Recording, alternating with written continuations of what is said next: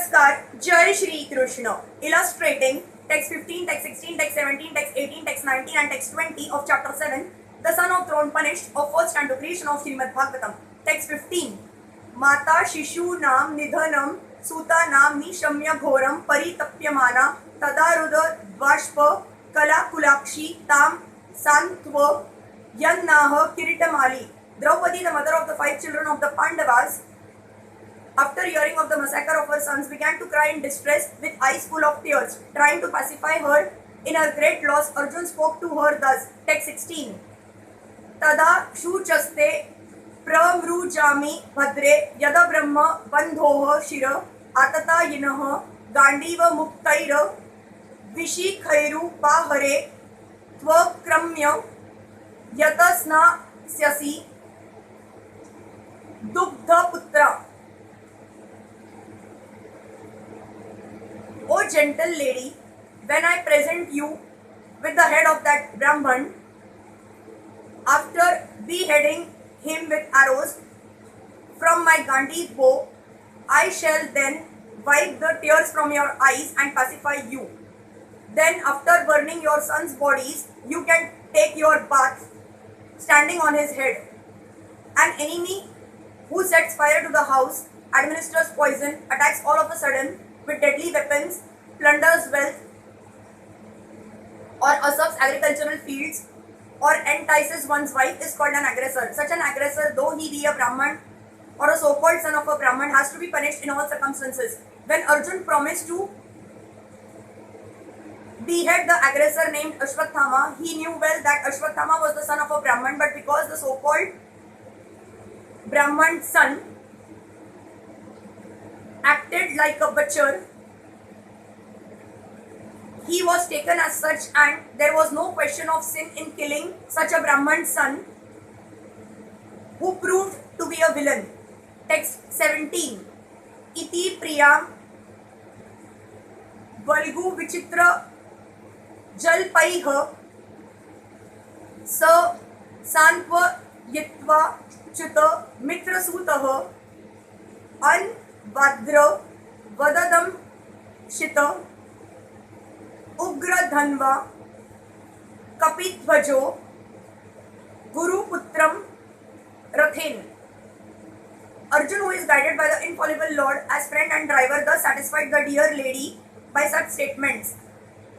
Then he dressed like armor and, armed with furious deadly weapons, and getting into his chariot, he set out to follow Ashwathama, the son of his martial teacher.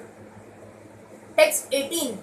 Ta mapa tantam sa vilaksha durat kumar rahod vignam mana rathen paradra vata prana parit sururvyam yavada gamama rudra bhayad yatha kah. Ashwathama, the murderer of the princes, seeing from a great distance Arjun coming at him with great speed, fled in his chariot, panic-stricken, just to save his life, as Brahma fled in fear from Shiv. According to the reading matter, either Kaha or Arkaha, there are 2 references in the Puranas.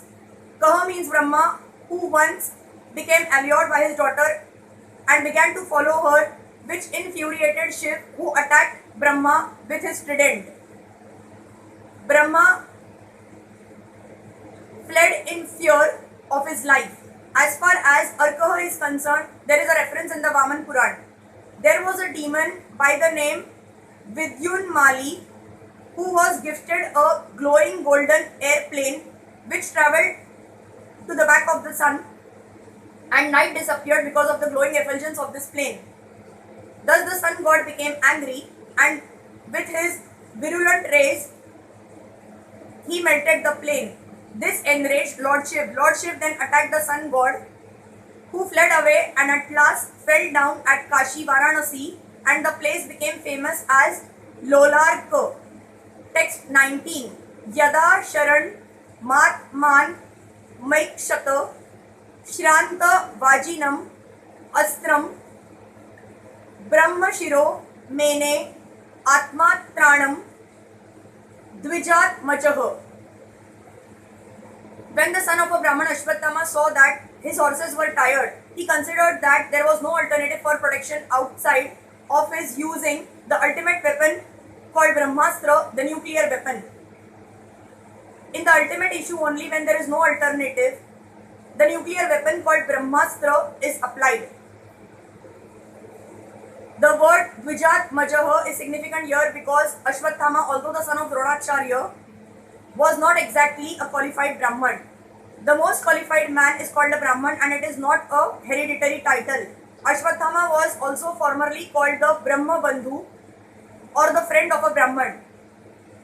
Being a friend of a Brahman does not mean that one is a Brahman by qualification. A friend or son of a Brahman, when fully qualified, can be called a Brahman and not otherwise. Since Ashwatthama's decision is immature, he is purposely called herein the son of a Brahman. Text 20. Atho sprushya salilam sandhe tat samahitah ajananapi samharam pranakritra upasthite. Since his life was in danger, he touched water in sanctity and concentrated upon the chanting of the hymns for throwing nuclear weapons, although he did not know how to withdraw such weapons.